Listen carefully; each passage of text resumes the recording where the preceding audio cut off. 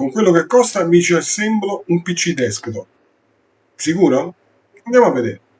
Cerchiamo di fare una configurazione simile e partiamo dall'Intel Core Ultra 9 che costa 574 euro. Per la scheda madre limitiamoci a una Prime, altri 280 euro. Per la RAM stesso taglio e stesso brand, altri 107 euro. Per l'SSD usiamo esattamente quello dell'It15, altri 140. Alimentatore Gold da 7,50, altri 135.